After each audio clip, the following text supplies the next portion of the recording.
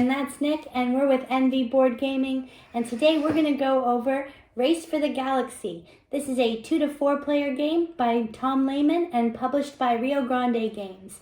Nick is going to go over quickly how you play, and then we'll give our review. All right, let's take a look at Race for the Galaxy. We are set up for a 2-player game here with the green player and the yellow player.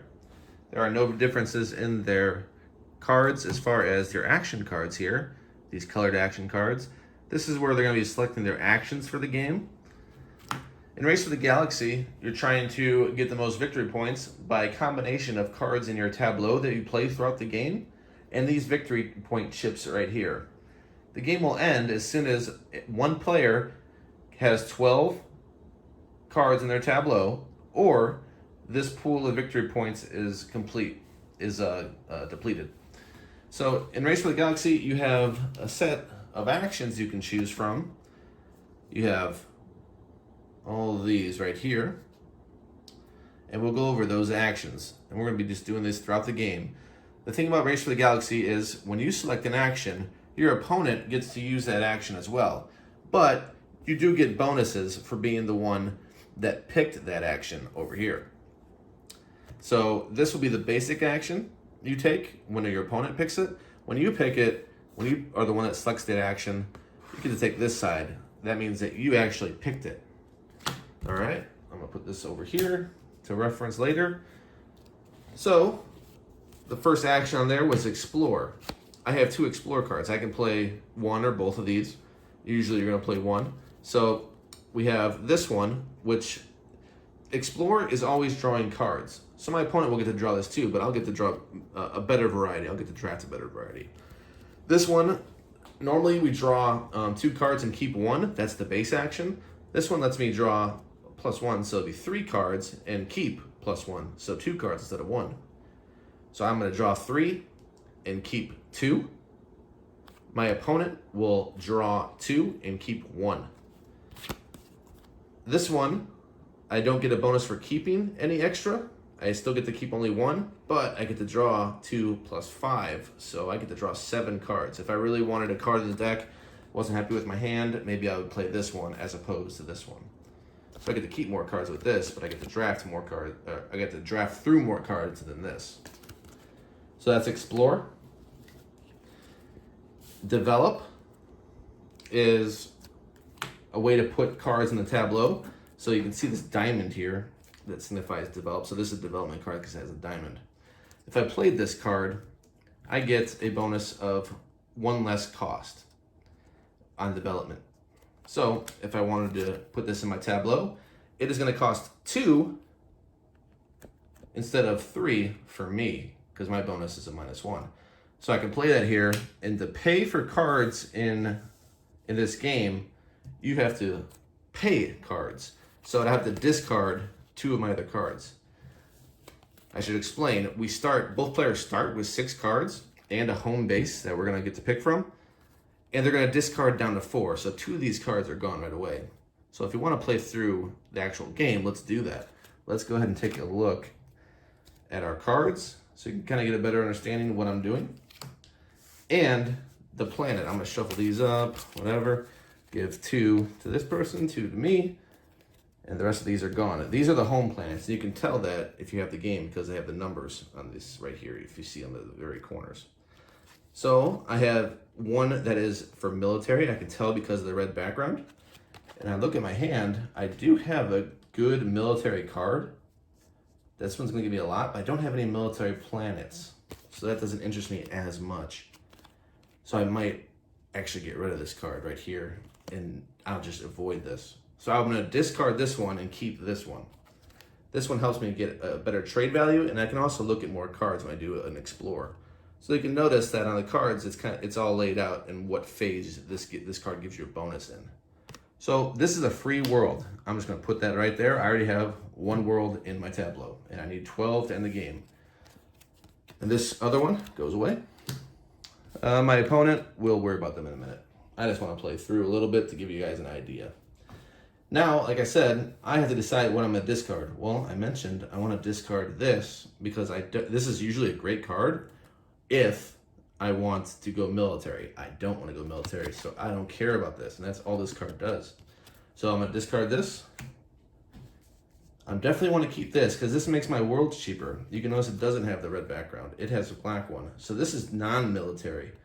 Non-military will cost 2 less, and I'll explain what I mean.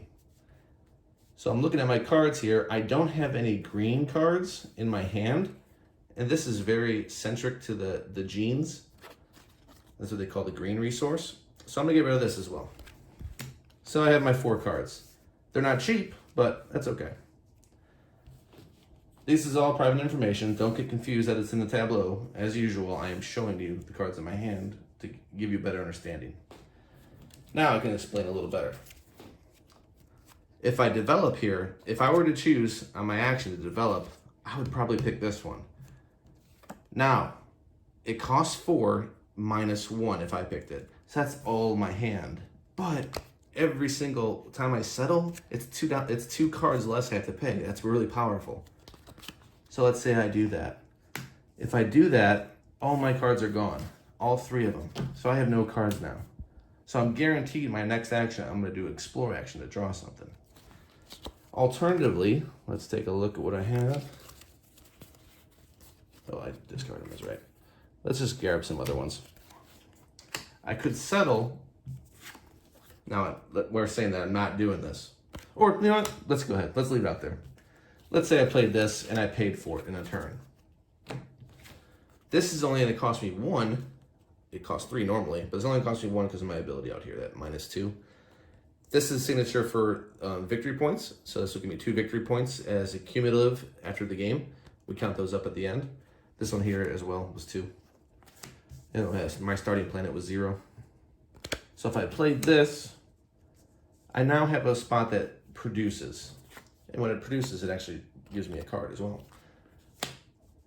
So that, if I were to play that, that's a settle action. So I'm getting my decks messed up. Settle, here you go. This is where you put planets out. Right there. So this is a planet that I just put out, and it produces a brown resource. So my bonus, when I settle, I get to draw a card. Remember, my opponent gets the option of settling, but they won't get the card after they're done. So if I play this, I'm going to get a card as well. Play that. I had to pay 1 because of that. This is out. I draw a card. It goes in my hand because I'm the one that picked the settle action. Other actions are trade. You can trade for more cards. You can trade resources for more cards. You can consume resources to get victory points. And you can produce. So let's do produce first. If I chose the produce action on whatever turn, if I'm the one that chose it, remember, this is like we're revealing at the same time. Here are the actions we're doing. So let's say my opponent did explore and develop. I'll do that, explore, and that develop. And I chose produce, and well, I guess I decided to settle. So these were my 2, and these were yellow players' 2 actions they picked. It will go in order as on the sheet. So we would explore first, draw the cards, because yellow player picked explore. Then we would develop. It's the next step. Everyone develops if they want to.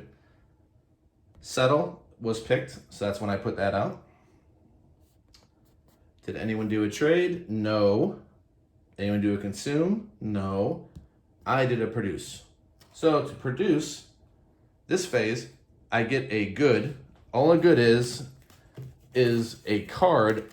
It represents a good on that world. So this planet now has a good on it. I also draw a card for my hand when I produce because of that card. So that card is now in my hand as well. Now in the future, I can consume this resource. I can trade it for more cards, or I can get victory points for it. In order to get victory points for it, though, I need a card that will actually do that for me, like this one does. It's a very pricey card, but you see I get 2 victory points for any type of good that I consume. So if this was in my tableau, and I decided to instead consume when I pick consume VPs, I get 2 times. My opponent will also consume, but it won't be 2 times at a rate of 2 times. So you notice that this is a 2. So once I hit this phase where I'm consuming 2 times VP, it'll be a 4 VP for this one good. So I can get rid of this good if I consumed it 2 times VP and get 4 VPs from here. So that is how consume worked. And I note that I wouldn't have a choice. If my opponent is the one that picked it, and I decided not to pick it for whatever reason, I decided not to pick that, and they're the ones that picked it, it would force me to actually consume at that 2 VP. I don't have the bonus. And I can't say, no, I'm going to keep it. No, we do that action. You're actually forced to consume that good at a lesser value. And the last option is to trade. So it actually gives you a nice little reference right there on the card of how many cards you get when you trade. So if I had that brown one out there, I would normally, without any modifiers, I'm gonna get 3, because it says that on these that's card. 3 cards for trading in a resource that was behind this.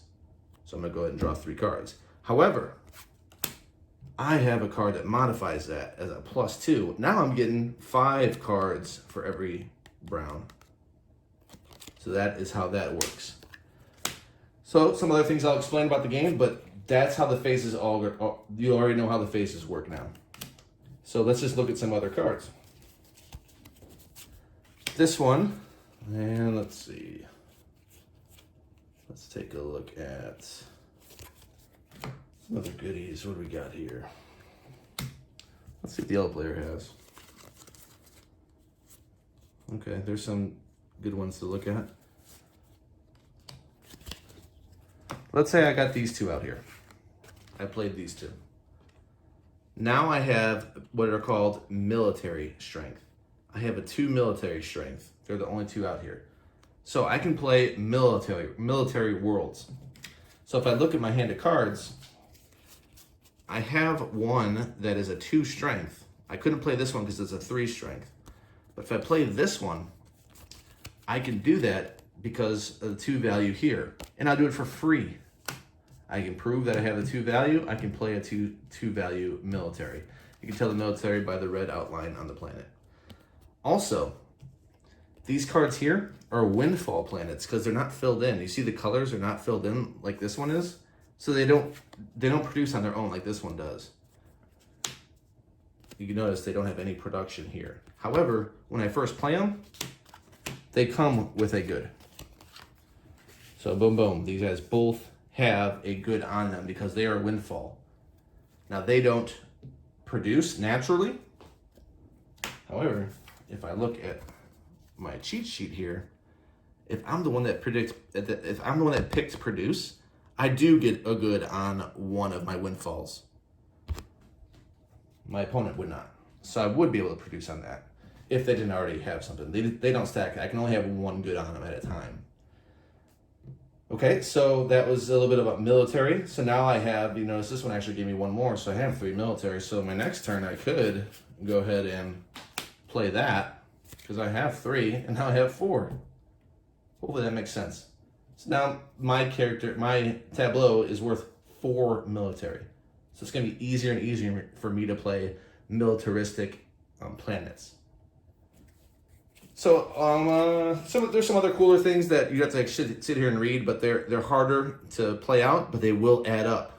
They'll give you bonuses for doing these conditions. And that is how you play Race for the Galaxy.